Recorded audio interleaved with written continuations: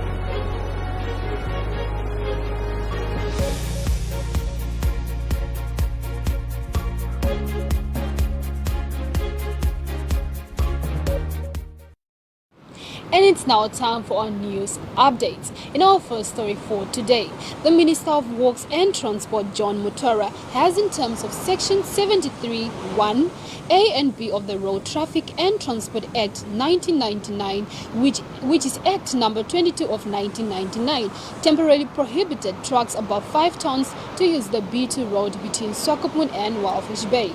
Their prohibition is effective from the 19th of November 2021 until the 31st of January 2022.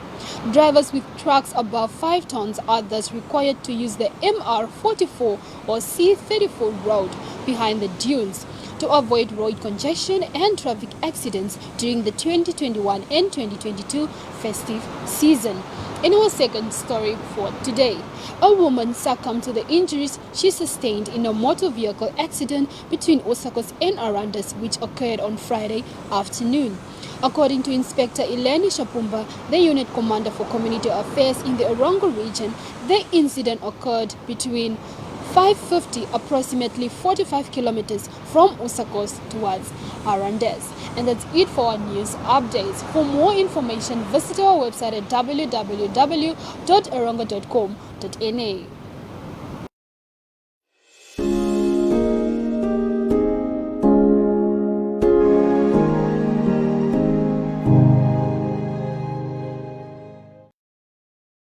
Okay, with me here is Sergeant Cornelius Green. Now, Sergeant, this weekend or the past weekend, you assisted in a near suicide attempt. Can you maybe just tell us what happened there? Okay, let me first introduce myself. I'm Sergeant Green. Actually, let me say I was born in Walvis. All my school career, I finished it there. So after school, I joined the Defense Force, whereby I joined the Navy. And from the Navy, I actually went over to the Marine Corps, whereby I stayed almost for 9 years as an instructor, Marine instructor. And from there, I went over to the police, whereby I was moved to the Water Wing Department. So this is actually where I came from. Yes, you know water. Yes, I know water.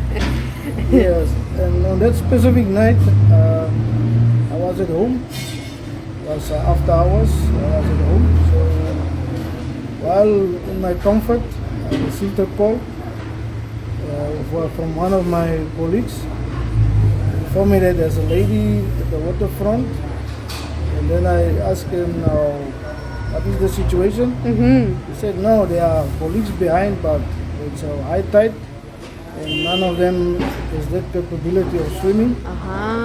So if it's possible, if you can come and collect me.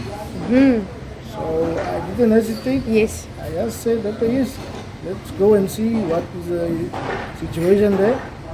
But before that, it's a normal procedure. I have to inform my commander, unit commander. So I called him.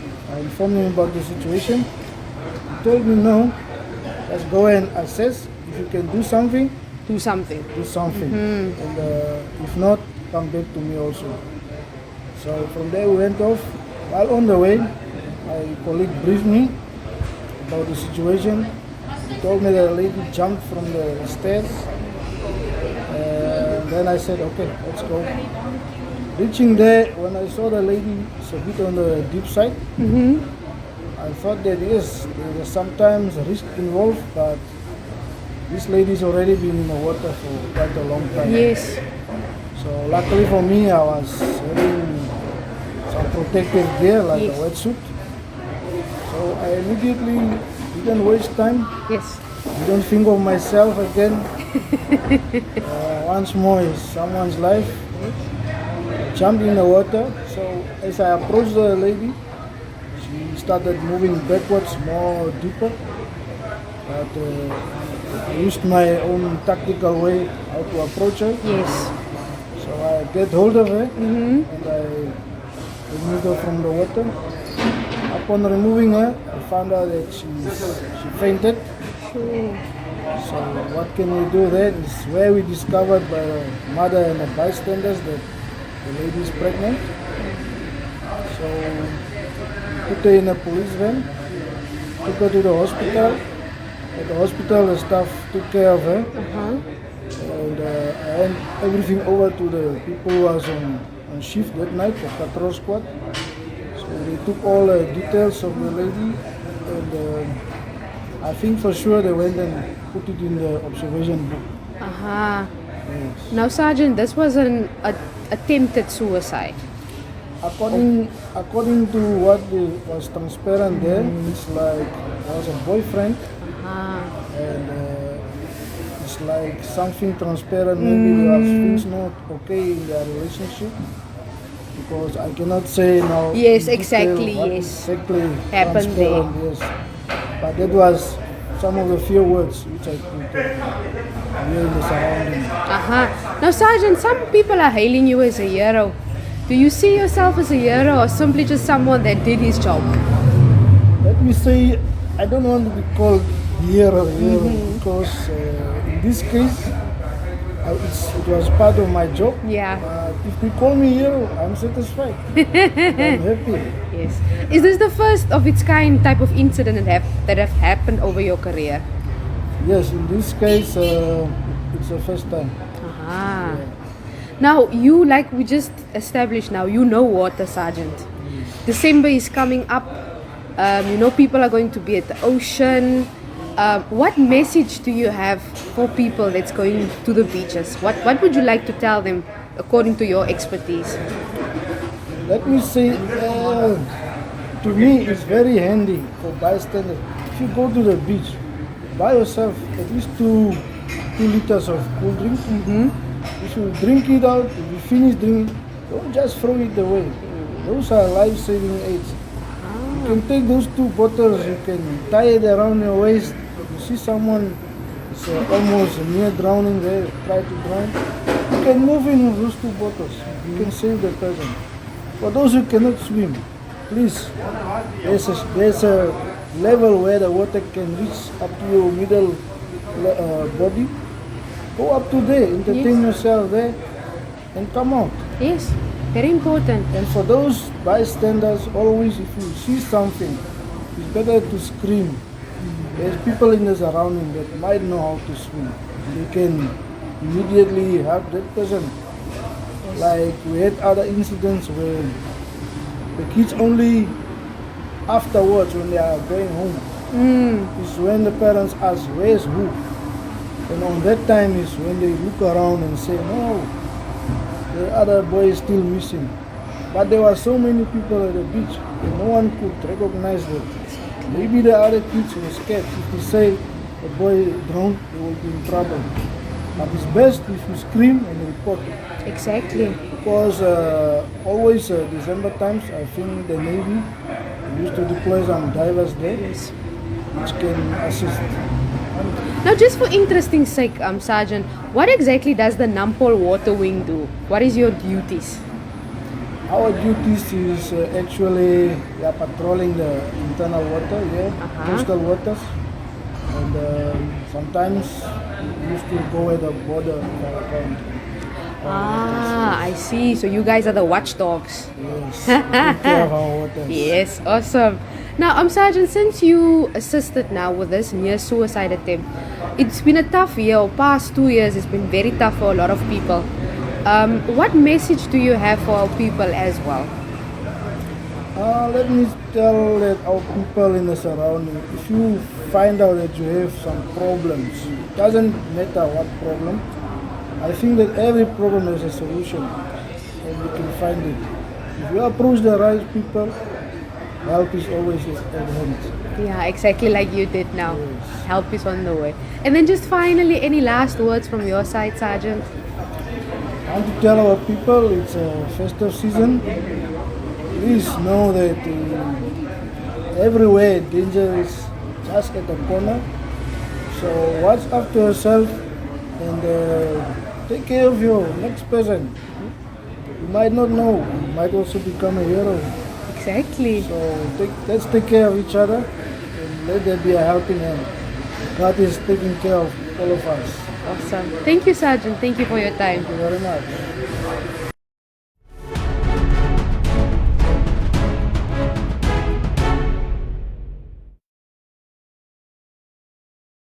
In our sports news for today, Falcon Darts Club hosted its third annual tournament over 2 days on 19 and 20 November at the Dome in Swakopmund.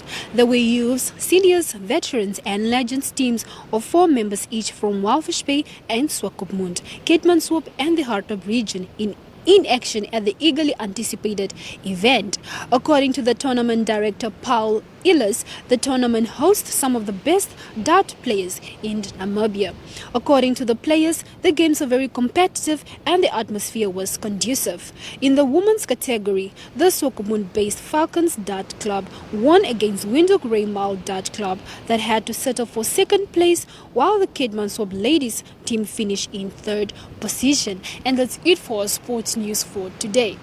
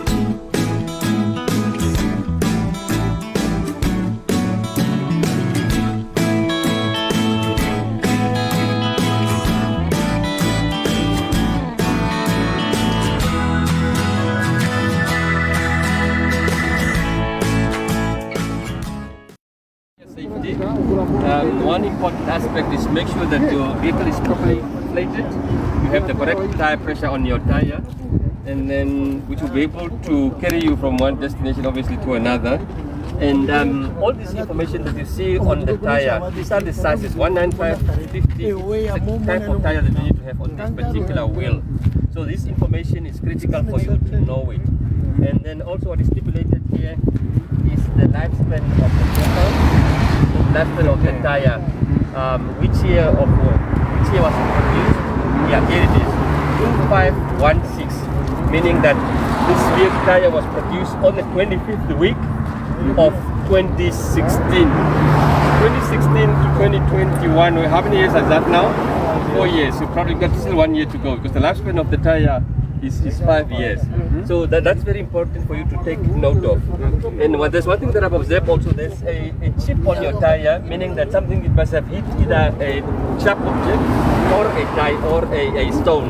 So you must be able to look out on that, otherwise you'll be able to experience a puncture along the way. But as you can look at the tire, it's getting smooth towards the edges. This clearly explains that your wheel alignment is getting out of hand. You need to get the wheel alignment regularly on your vehicle. And then lastly, when you just feel your tire, the thread, how deep it is, then you'll be able to realize whether you are experiencing a worn out on your tire or not. So that's basically it. And then this should be able to apply on all your tires. So you can just make sure that you are safe on the road. Yeah. So that's basically that. Thank you. This is our happy song. Take this ring and put it on a perfect smile, a perfect fit. We can't go wrong. Hey, let's stop the world. Just a boy and girl. Today we'll start together. Today we'll stop forever. Ever, ever, oh. Ever, ever, oh.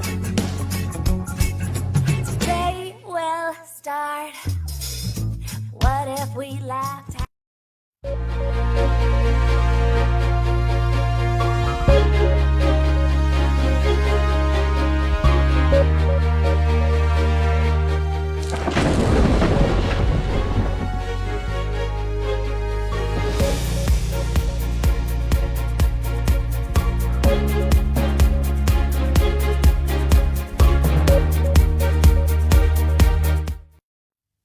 In today's weather report, the sun was out 8 minutes past 6 and will set 28 minutes past 7.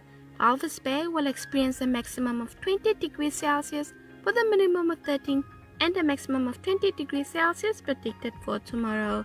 A south-southwesterly wind will prevail with a speed of 13 kilometers per hour.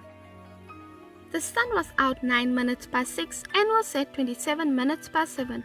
Swakopmund will experience a maximum of 18 degrees Celsius with a minimum of 13 and a maximum of 18 degrees Celsius predicted for tomorrow.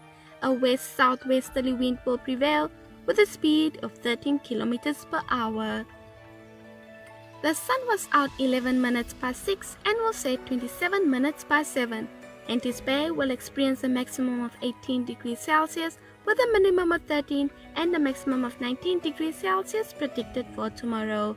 A south-southwesterly wind will prevail with a speed of 13 kilometers per hour. The sun was out 8 minutes past 6 and will set 25 minutes past 7. Arandas will experience a maximum of 25 degrees Celsius with a minimum of 10 and a maximum of 27 degrees Celsius predicted for tomorrow. A southwest wind will prevail with a speed of 11 kilometers per hour. The sun was out 6 minutes past 6 and will set 22 minutes past 7. Osakos will experience a maximum of 32 degrees Celsius with a minimum of 10 and a maximum of 36 degrees Celsius predicted for tomorrow. A west-southwesterly wind will prevail with a speed of 11 kilometers per hour. The sun was out 5 minutes past 6 and will set 21 minutes past 7. Karibab will experience a maximum of 32 degrees Celsius with a minimum of 11 and a maximum of 36 degrees Celsius predicted for tomorrow. A west-southwesterly wind will prevail with a speed of 13 kilometers per hour. And lastly, the sun was out 5 minutes past 6 and will set 19 minutes past 7. Omaruru will experience a maximum of 33 degrees Celsius with a minimum of 11 and a maximum of 36 degrees Celsius predicted for tomorrow. A southwest wind will prevail with a speed of 13 kilometers per hour. And that was it for your weather report.